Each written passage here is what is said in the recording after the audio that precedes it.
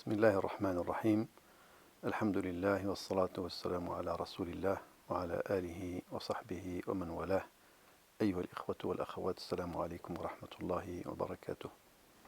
Nous avons vu dans notre cours précédent l'importance de la prière ainsi que la raison pour laquelle Dieu nous a prescrit la prière. Nous avons vu aussi que la prière a une forme et un fond et qu'une prière qui se contente de la forme et qui néglige le fond, eh bien, est une prière vide de sens et une prière qui ressemble en fait à une coquille vide. Donc aujourd'hui, on va s'attarder, Inch'Allah, sur le fond de la prière. Alors qu'est-ce que c'est? Qu'est-ce que le fond de la prière? Le fond de la prière, c'est ce qu'on appelle en arabe al-khushu'. C'est quoi al-khushu'? Souvent, quand on parle de khushu', on parle de concentration. On dit que le fait d'avoir le khushu', le fait d'être concentré dans sa prière. C'est vrai, mais pas que. Le khushu', effectivement, ça commence par la concentration. Mais voyez-vous, une concentration toute seule ne suffit pas. Je peux très bien être concentré avec mon interlocuteur. Imaginez que je suis devant un commerçant, par exemple, que je ne connais pas, il ne me connaît pas. Je suis concentré avec lui quand je passe une transaction avec lui. On est concentrés tous les deux. Mais bon, en plus de la concentration, il n'y a rien entre nous. Il n'y a pas de sensation. Une fois que la transaction est finie, eh bien chacun va prendre sa route et c'est fini, on a oublié.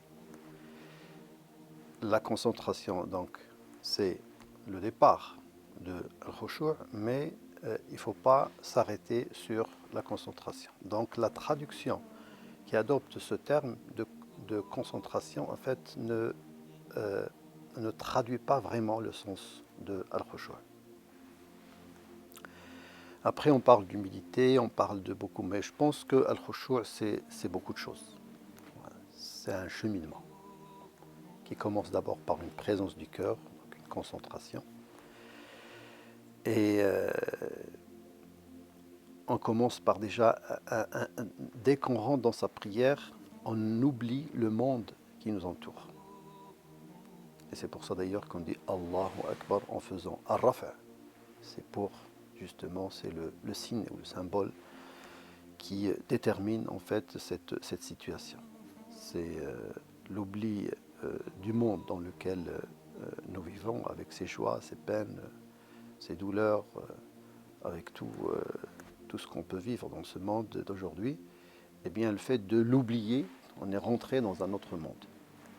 On a ouvert une séance avec Dieu. On est face à un autre monde. C'est un autre monde face auquel on se trouve quand on s'adresse à Allah subhanahu wa ta'ala. Donc c'est le monde de l'au-delà. On est face à une divinité. On s'abandonne en fait. On ne pense plus à son ego, on ne pense plus à ses intérêts, on ne pense plus à sa personne. C'est-à-dire c'est cette situation-là qui va faire que on va avancer dans le bon sens pour acquérir al-khushu'.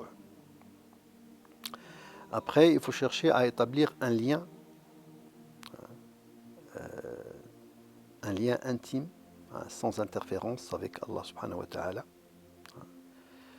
où on va trouver des sensations intenses. Ces sensations, d'abord, l'amour de Allah subhanahu wa ta'ala, la crainte, l'humilité, la pudeur, sentir cette présence divine, sentir cette soumission complète à Allah subhanahu wa ta'ala, cet émerveillement Vous voyez, c'est un cheminement qui débute de la, par, la, par la concentration et qui peut finir chez certains jusqu'à l'extase. Et quand on parle de l'extase, c'est-à-dire que c'est fini, on est dans un autre monde. C'est peut-être pas donné à tout le monde, certes, mais quand on dit un cheminement, il y a toujours un début, il y a un chemin, il y a un but. Et selon notre cheminement, selon notre capacité d'avancer sur ce chemin, ça va être les bénéfices qu'on va tirer de la prière et les fruits qu'on va tirer de la prière vont être en fonction de notre cheminement. Et quand on dit l'extase, c'est que c'est déjà connu chez certains de nos prédécesseurs, nos pieux prédécesseurs. On raconte l'histoire de Urwa ibn Zubayr, qui est un grand tabi'i. Et il a eu un problème donc, dans son pied. Donc il y avait une gangrène. Et les médecins lui ont dit à cette époque-là, la solution c'est qu'on te coupe le pied. Il n'y a pas d'autre solution, il n'y a pas de remède. Le médecin arrive, donc il a accepté. Quand le médecin arrive, donc il voulait lui administrer un anesthésiant. Urwa ibn Zubayr, qui est le grand pieux, a dit je vais perdre la raison. Je ne peux pas m'absenter de ma relation avec Dieu, ne serait-ce qu'une seconde. Je ne peux pas supporter une absence jusqu'à ce que l'opération sera finie. Alors que faire? Il leur a dit c'est très simple, laissez-moi rentrer dans ma prière. Une fois que vous voyez que je suis bien plongé dans ma prière, faites ce que vous avez à faire. Et effectivement, donc il a commencé sa prière et on lui a fait l'opération.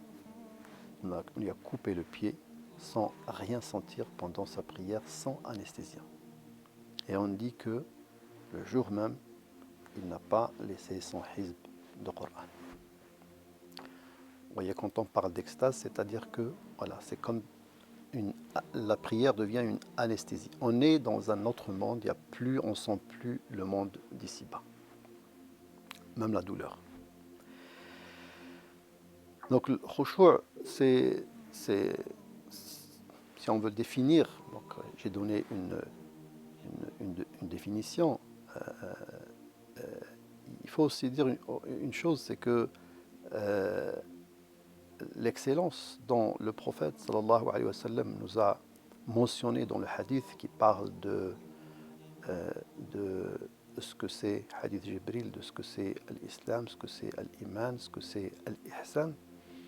Donc l'ihsan c'est l'excellence. Et en fait, al-khushu' c'est atteindre l'excellence dans la prière. L'ihsan أن تعبد الله كأنك تراه فإن لم تكن تراه فإنه يراك. Adorer Allah subhanahu wa ta'ala comme si on le voit, mais si on ne le voit pas, eh bien c'est lui qui nous voit. Si on n'arrive pas à le voir avec notre cœur pour que nos œuvres atteignent l'excellence, eh bien il faut qu'on sache que Dieu nous voit. Et si Dieu nous voit, donc il y a cette sensation que il y a le regard de Allah subhanahu wa ta'ala qui me regarde non seulement dans mes apparences, mais il regarde aussi mon cœur. Parce que Allah subhanahu wa ta'ala, son regard va au plus profond de l'être humain, de l'âme humaine. Il sait ce qui se passe dans notre cœur quand on est en train de prier. Et imaginez quand quelqu'un prie et que dès qu'il dit Allahu Akbar, il est en train de se tourner à droite, à gauche. il pense à tout. Allah subhanahu wa ta'ala, c'est tout ce qui se passe dans votre cœur. Les gens autour de vous, ils vont voir que vous êtes en train de prier, mais Allah subhanahu wa ta'ala, lui qui regarde votre cœur, il sait votre cœur, il est où? Est-ce qu'il est dans la prière ou il est ailleurs? Donc le khushu' dans la prière, c'est ce qui permet justement à ce que les actes apparents vont être en adéquation avec ce qui se passe dans le cœur. Parce que c'est un manque de respect à Allah subhanahu wa ta'ala d'avoir cette double situation. Il y a une situation de, des actes cultuels dans la forme, mais le cœur ne suit pas. C'est un croyant doit être, comment dire, doit craindre cette situation. Et comment je peux, parce que un être humain n'accepte pas qu'on joue avec lui ce jeu-là, c'est-à-dire parler avec lui, mais en même temps le cœur n'est pas là. Ou lui montrer des apparences, mais le cœur ne suit pas. Et s'il s'agit de Allah subhanahu wa ta'ala, c'est problématique. Donc cette prière qui devient une coquille vide, en fait, elle ne donne pas de fruits. Si elle manque de l'ikhlas et de al-khushu', eh bien elle devient une coquille vide. Et c'est pour ça que Allah subhanahu wa ta'ala, dans le Coran, nous dit قَدْ أَفْلَحَ الْمُؤْمِنُونَ الَّذِينَ هُمْ فِي صَلَاتِهِمْ خَاشِعُونَ. Bien heureux sont certes les croyants qui sont humbles ou qui ont le khushu' dans leur prière. قد أفلح المؤمنون الذين هم في صلاتهم خاشعون. Et le prophète alayhi salatu wassalam nous dit ليس لابن آدم من صلاته إلا ما عقل منها, que l'apport que peut t'apporter la prière, c'est la partie de la prière où tu étais présent. Autrement, tu ne tires pas de bénéfice de ta prière. En fait, ce que tu tires comme bénéfice de ta prière, il est en fonction de ta présence dans ta prière. Allah subhanahu wa ta'ala dans le Coran dit à Sidna Moussa wa aqimi salata li dhikri, accomplis la prière afin que tu te souviens de moi. Donc, si on fait as-salat pour al-dhikr et en même temps le cœur n'est pas là, donc ça veut dire que la finalité de la prière, on n'atteint pas donc l'objectif de la prière. Allah subhanahu wa ta'ala dans le Coran nous dit la taqrabu as-salata wa antum sukara hatta ta'lamu ma taqulun. Ne vous approchez pas de la prière quand vous êtes en état d'ivresse, afin que vous puissiez savoir ce que vous êtes en train de dire. Et celui qui prie sans le khushu', il ne va pas savoir ce qu'il est en train de dire. Donc il n'y a pas de différence entre lui et quelqu'un qui va prier en état d'ivresse. Le khushu', ce n'est pas quelque chose de facile, certes. C'est pour ça que le prophète sallallahu alayhi wa sallam nous dit من صلى ركعتين لا يحدث فيهما نفسه بأمر من أمور الدنيا غفر له ما تقدم من ذنبه. Celui qui prie 2 rak'ahs sans qu'il pense à quoi que ce soit de cette vie d'ici-bas, eh bien Allah subhanahu wa ta'ala efface toutes ses péchés, tous ces péchés bien sûr, tous les péchés qu'il a commis depuis qu'il est né, depuis qu'il est devenu responsable. Et dans un autre hadith, le prophète nous dit Man lam tanhahu salatuhu 'an al-fahsha wal munkar fala salata lahu ou falam tazidhu min Allah illa bu'da. Quand quelqu'un prie et que sa prière ne lui donne pas ses fruits, c'est-à-dire l'amr bil ma'rouf, qu'il ordonne le mal, et l'intiha anil munkar, le fait qu'il s'arrête de faire ce qui est blâmable, eh bien cette prière, qu'est-ce qu'elle va lui ramener? Eh bien, elle va l'éloigner de Allah plus qu'elle va le rapprocher de Allah subhanahu wa ta'ala. Le prophète a vu quelqu'un prier et en même temps était en train de jouer avec sa barbe pendant la prière, il faisait ça, mais en même temps, il touchait sa barbe. Et le prophète tout de suite a dit لو خشعت جوارحه لخشع قلبه.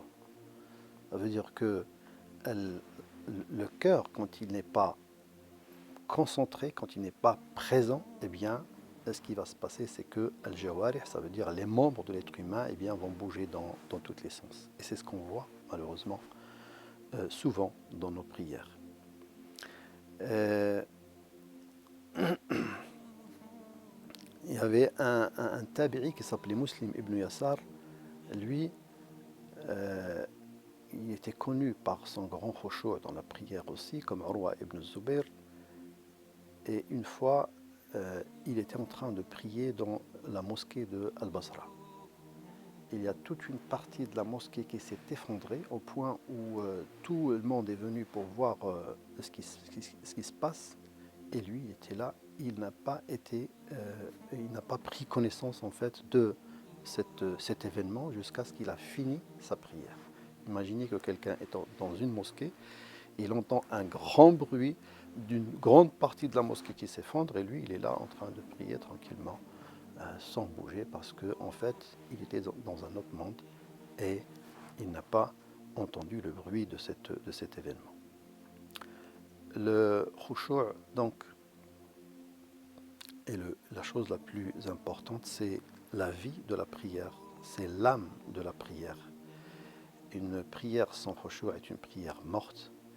Et donc voilà pourquoi le croyant doit absolument chercher ce khushu' pendant sa prière. On ne passe pas toute sa vie à prier, à accomplir des actes, une forme, des formes qui ont un sens très noble, un sens profond, et on passe à côté de tous ces sens-là. On passe à côté de quelque chose de très merveilleux, malheureusement, quelque chose qui nous élève, quelque chose qui rend notre âme, hein, une âme qui ordonne le bien et qui blâme le mal, quelque chose qui nous procure un grand équilibre dans notre vie, quelque chose qui nous rapproche de Allah subhanahu wa ta'ala. On passe à côté de tout ça. Pourquoi? Parce qu'on était insouciant par rapport donc à cette notion de al-khushu' dans la prière. Voilà pourquoi donc je vous donne, Inch'Allah, la prochaine fois un rendez-vous pour parler de comment acquérir ce khushu'. Barakallahu fikum. Assalamu alaikum wa rahmatullahi wa barakatuh. وصلى الله وسلم وبارك على النبي وعلى آله وصحبه وسلم تسليما.